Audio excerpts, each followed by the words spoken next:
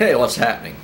This has been a video that I've been wanting to do for a while, but just really haven't found the time to be able to do it. So now I've actually got a little bit of time, so I thought I'd go ahead and record this.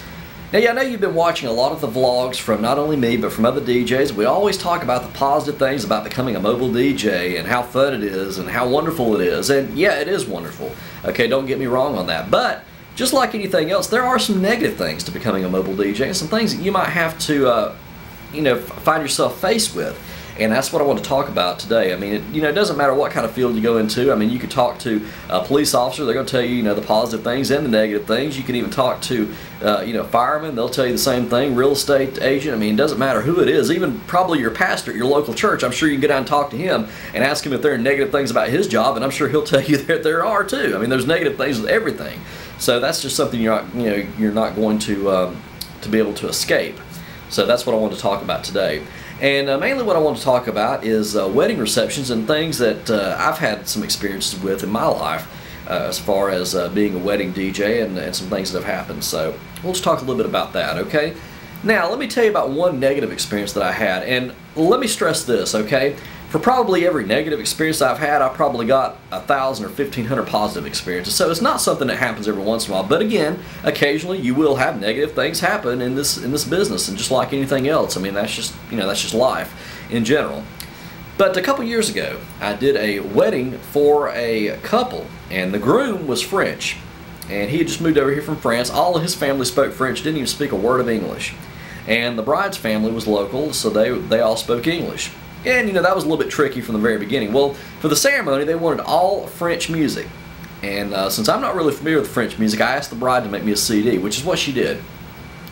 And we had gone to the rehearsal that night, and or the night before the wedding actually, and played everything, made sure everything was okay and everything was on cue, and everything went great.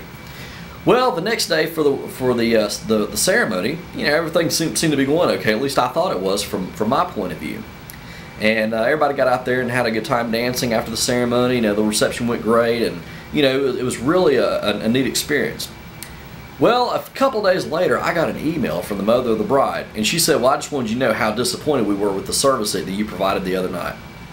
And she listed some things, and I was sitting there thinking, okay, well, what is this all about?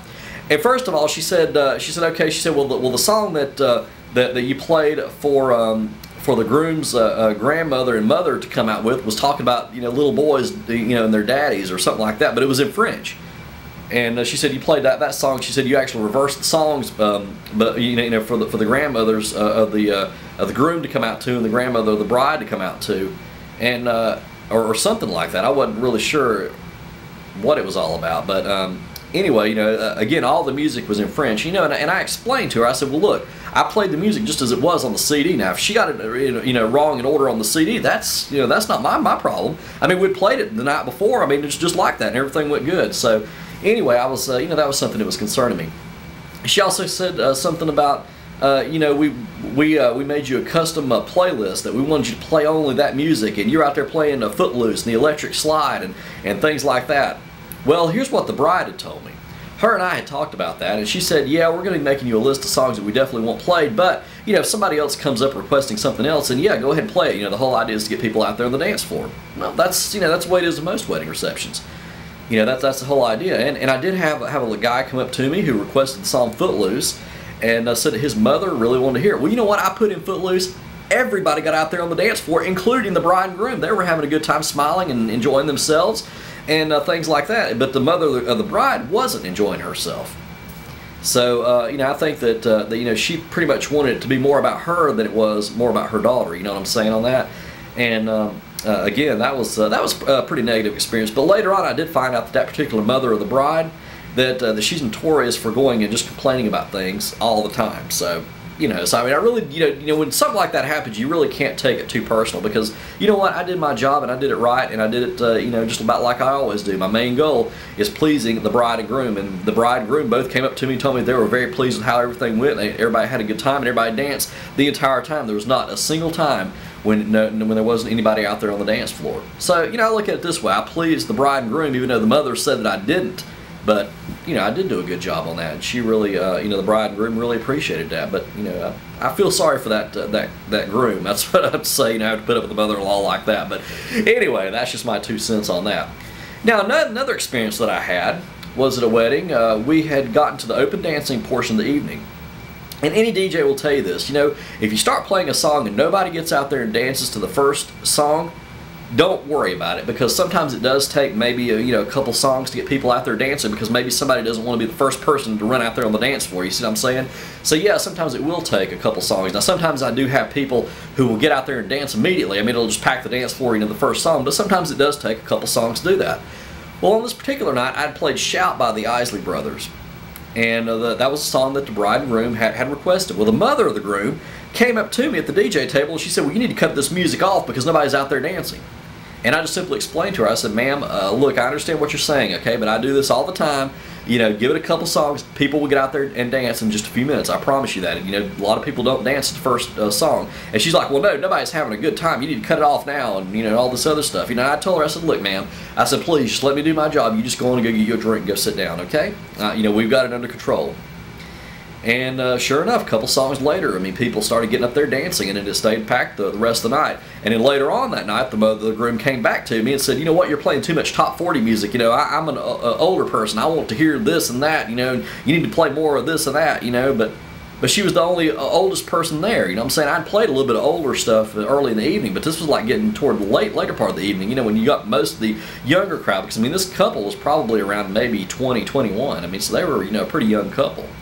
And, you know, really when you think about it, it's not the mother of the groom's day, it's actually the bride's day, the bride and groom's day. And, you know, we were making them happy. But I did play, I think, like Wonderful World by Louis Armstrong, and that got people out there dancing, including the young crowd. So, you know, that's something you may have to keep in mind. You may have somebody try to come and step on your heels and try to tell you how to do your job, which is one thing I don't like. I mean, because, you know, I've seen it all and done it all as far as mobile DJing goes. And, you know, and I know what works and what doesn't. You know, and we're going to do our job, we're going to do it well. You know, another thing you may have to deal with, and I've had this happen before, is you may have somebody try to tell you, you know, how to plan the reception out. You know, our job is to plan the wedding reception out for the bride and groom. We plan the entertainment portion out. But, you know, you may have somebody trying to tell you, no, you need to do this out of order, and, you know, you need to have some open dancing and stop and do the cake cutting, and, you know, maybe more open dancing and stop and do the bouquet throw and all that other stuff. Here's one rule you need to keep in mind, okay? When you get to that open dancing portion of the evening, you don't stop the music, because that will kill your reception in a heartbeat. And, you know, so that's why I even have it in my contract. I say that, you know, the SNDJ Entertainment is in charge of planning the entertainment portion of the evening, and we rely directly with the bride and groom. Okay, another thing you have to deal with is maybe a venue manager. Now, I've had this happen on a couple of occasions, where you know, we'd be coming up to, like, say 11 o'clock or so, and the reception is supposed to end at 11 o'clock, at least according to the venue manager, but the bride and groom may have me under contract till, say, midnight. And the venue manager will come up to me and say something like, well, you need to cut the music off because, you know, we have to be out of here by 11, and, you know, they're only contract till 11. Here's how I handle that. I tell the venue manager, look, sir or ma'am, my contract is with the bride and groom. That's between you and them. They told me I'm supposed to be here until midnight, and until they tell me to shut down, then that's what we're going to do. So, you know, if you go talk to them and they come and tell me to shut down, then yeah, but, you know, I don't ever, you know, take any direct orders like that from anybody but the two people that are paying me, the bride and groom or the bride and groom's parents. So anyway, that's just some things you got to keep in mind. All right, that's where we're going to go ahead and end this, but, you know, I just thought I'd just give you a little insight on some negative things you may have to deal with. But again, the positive things always outweigh the negative things, and being a mobile DJ, there's nothing more pleasing that I would rather do with my life. And this is something I definitely do love doing, and definitely want to continue to do it. So, again, that's just some information there for you, and hopefully you'll get something out of it. So, until next time, practice and enjoy.